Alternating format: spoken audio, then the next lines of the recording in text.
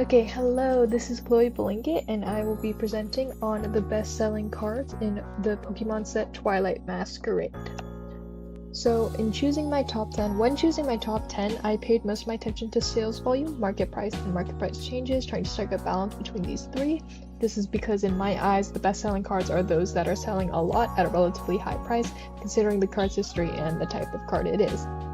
So how I do this is I look at the top 15 popular and price charting and the top 15 best selling on TCG Player related to this set, so in this case Twilight Masquerade, and then I take all the cards from the ones collected and I rank them all based on price point, price change, and sales volume individually. Price point is based off of the market price shown on TCG Player as well as the ungraded price shown on price charting. I just average the two. Price change is based off of what's shown on the TCG Player graph. And sales volume, based off of 3 months is usually how I do it. And sales volume is based off of the graph on TCG Player as well as the eBay recent sales. And then from there, based off of their placements within each individual category, I calculate the final ranking using a point system. And then from there I get my top 10. From here on out, sorry, I'm just gonna check something, okay. From here on out, each slide will contain an explanation of why I believe it is within the top 10, and then I will also have multiple honorary mentions at the end that I include because these cards catch my eye for one reason or another. And yeah. First Pokemon. The first card is Blood Moon Ursaluna EX 141. So a few things to note: this is not a full art card. I note that because for a lot of Pokemon sets, the top best-selling card is a full art, which basically just means like this can be considered a full art in which the art just takes up the whole entire card. But it doesn't here. And I think that's just interesting to know, and we'll get into why. So usually playability doesn't play a factor when it comes to the Pokemon bestsellers, but in this case it does, and that has to do with its alternate version, which we'll get into. But this is the chase playable card of the set. This card is considered a competitive monster due to its attack scale and ability to fit cleanly into multiple decks. And this is one of these cards where like players will buy multiple copies to fit into multiple decks. And so because of that, its sales volume is relatively high, with its market mostly being players. In addition, this card has an alternate version. This card has an alternate version found only in prize packs, which can only be obtained by participating in and or winning tournaments, which not only affirms its competitive playability, but increases this demand of the card by association. And then price point, since this card is less rare than its counterpart, both within the set as well as its prize pack version, it is a more affordable card of the same Pokemon, and so it just has a wider audience. It's just more affordable and therefore it sells more. Okay, our second card is Dragapult EX 200. This is an ultra rare card, which is not the rarest tier, but is a relatively high rarity tier that attracts collectors. This is also Dragapult. So Dragapult's more of a modern Pokemon, but it is a fan favorite modern Pokemon, and that's because it's a speedy dragon type. It's considered, a lot of people consider it a pseudo legendary, which basically means it's a Pokemon that is about as strong as like the legendary Pokemon in Pokemon. I just said Pokemon a lot, sorry. And so because of that, since Dragapult is a speedy dragon type, it is a fan favorite, especially when it comes to VGC competitive play. VGC stands for video game competitions or video game championships, and it's just it's similar to the Pokemon TCG where you battle it out, but instead you use the video game instead of the trading cards. Yeah. This card also carries collectability, and that's mainly because of its art style. So this art style matches with other ultra rare cards in the deck that we might see later, and so collectors will buy this card just so that they can have all cards of the same thing. So what that basically means is that collectors will buy this card so that they can have all the cards that look like it, and so that raises this card's sales volume and buyability. Yeah.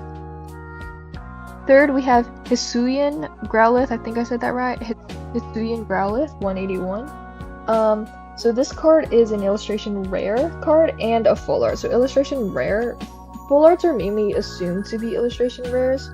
but they aren't exactly. Sorry, something just happened to my mic and I'm gonna fix that really quickly.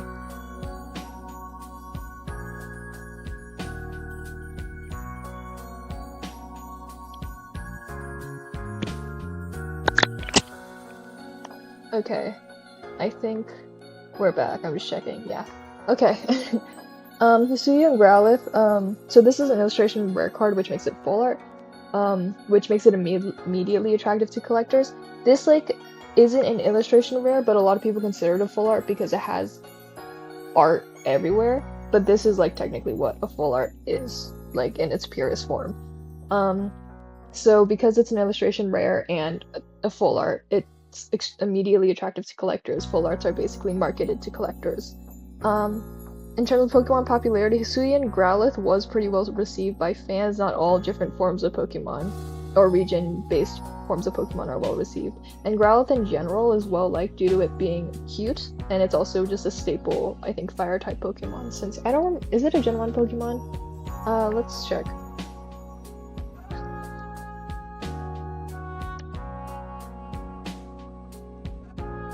It is a Gen 1 Pokemon. Gen 1 Pokemon in general are quite popular, and so that also carries over. Also the artwork for this card, illustration rares that depict daily life or peaceful scenes tend to perform very well, and this is one of them with the Growlithe playing with its owner, or its trainer. This card also just has vibrant colors and a very cute art style, so that makes it appealing to collectors and fans, and it's also a very displayable card. The Growlithe can be very easily seen, and it's nice to look at, so collectors will buy this, thinking of being able to display it. Yeah. This is our 4th place, Blood Moon Ursaluna EX216. This is a special illustration rare, or an SIR, as can be seen in the abbreviations here. Sorry, I had to check something. Special illustration rares are highly sought after by collectors. Essentially, they are rarer than illustration rares and tend to be of higher quality, and so they tend to be very much sought out, considering that illustration rares are already sought out by collectors. In terms of popularity, Blood Moon Ursaluna became the unofficial face of the set due to its competitive performance in TCG, as well as the card performance, but I feel like those two kind of go hand in hand. And then this artwork, this is another illustration rare that depicts a peaceful scene with a Blood Moon Ursaluna supposedly helping, or being surrounded by, I wish I remembered what that Pokemon is called, but it's children. And so this appeals to the emotional side. This depiction of Ursaluna is also quite different from how it's displayed. We saw the first Ursaluna card, in which it's very fierce. This one's a little bit different. It's a lot more peaceful. It's a lot kinder. And so this overall soft and peaceful artwork is very appealing to collectors and fans. Secret box. So this is an, I don't even know if item. It is an item card. This is an item card, but specifically this is an ace spec rare, which indicates high rarity as well as powerful playability. And so what that means is this card is just a very playable card that is sought after by players mainly. And then the rarity also attracts collectors. This is another card with an alternate version, but this card specifically has a world champion dex alternative, and that basically means this card was very popular or performed very well in the World Championships. I think this was for 2024, and so that also affirms its competitive playability. And this card is one that searches or manipulates resources efficiently, and so these cards in general tend to send well, and these are one of those cards where trainers require multiple copies per deck. So in addition to it attracting a lot of buyers, each buyer is going to buy multiple because of the nature of the card. And yeah, I think we're on number 6. This is Teal Mask Ogerpon. I hope I said that correct. Teal Mask Ogerpon EX211. This card is a hyper rare. That indicates it as one of the rarest cards in the set, and it also indicates that it's probably meant to be one of the chase cards of the set. The artwork also kind of gives it away.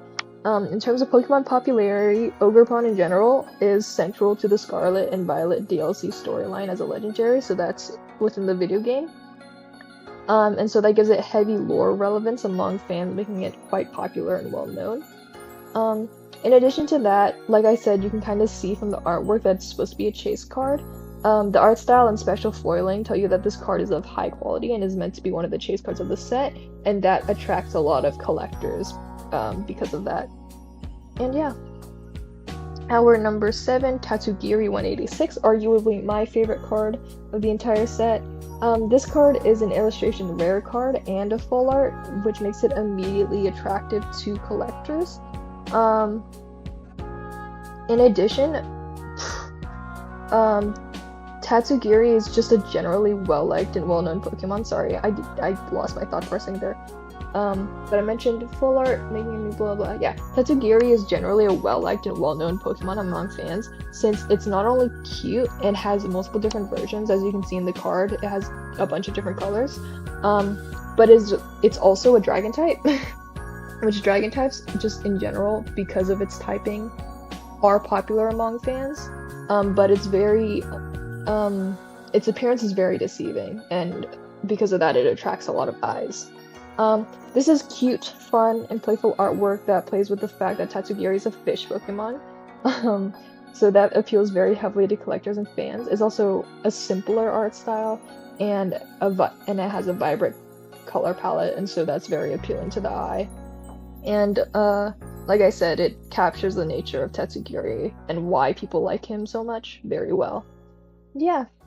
And then just a little note, the graph here is glitched. I was able to figure out its traits like price change and sales volume without, like, I was able to get around it when calculating it, but that's just something I wanted to note. Okay. Our number 8 card, Perrin 220. So this is our first trainer card, full art trainer card, and we'll talk about why I point that out in a sec. This card is a special illustration rare, which we've talked about before, SIR, which is heavily sought after by collectors. In addition, this card takes advantage of a little something called the full art trainer effect, and it's basically this thing where full art trainer cards always do well. They always perform well for some reason. Fans and collectors just really like them.